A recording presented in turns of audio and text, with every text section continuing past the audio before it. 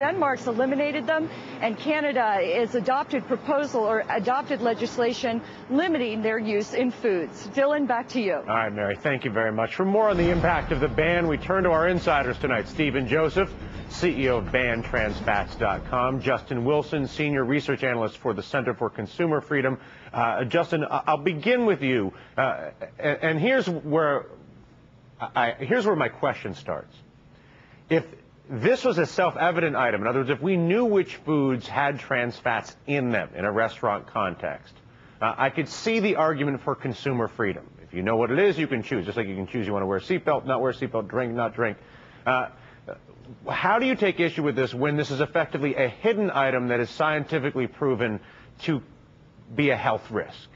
I think it's unfair to say that it's hidden. I mean, to say that it's hidden is acting like it's some kind of carbon monoxide where it's unknown and seeping in and secretly doing something to us, but that's not the case. It's as hidden as sugar in soda or fat in a bucket of chicken, and people recognize that when they go into a restaurant that's serving fried food that they're not ordering the healthiest meal. The argument, and let's develop this, is that it is possible, though, to fry foods without using trans fats. And simply by ordering fried food does not necessarily mean that I know that I'm getting trans fats, not that I know that I think I'm eating healthy necessarily, to your point.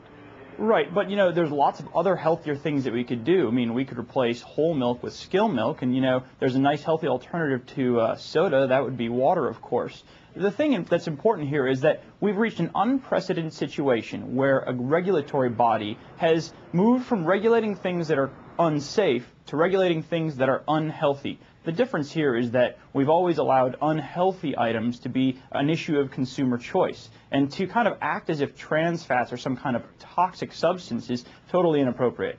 Stephen, he makes an interesting point. Where is the line between social regulation of safety, seat belts, drunk driving, criminal act, and health?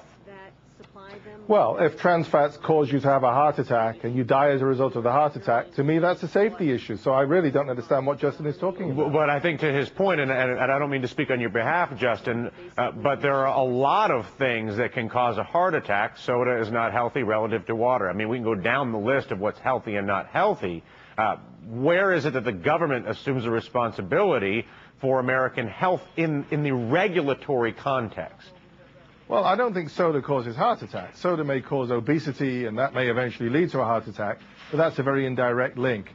We're talking about an ingredient that is so unsafe, that has been recognized as having no nutritional value, and that can be easily replaced. Why not do it? Why put up an ideological argument such as the Center for Consumer Freedom, which is really the Center for Business Freedom, is doing?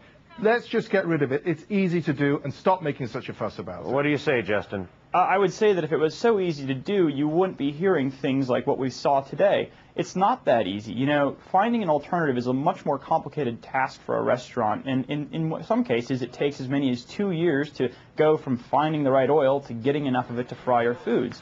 And I really think it's unfair that when the businesses were already working as hard as they could to respond to consumers, that a health board steps in. This is why the American Heart Association came out against the deadline on this ban. They're concerned that a lot of businesses, because they're not given the proper amount of time to find a better alternative, are going to switch to oils that are high in saturated fat. But that's a different debate, Justin. In other words, are you saying that given the proper time window, you're okay with this?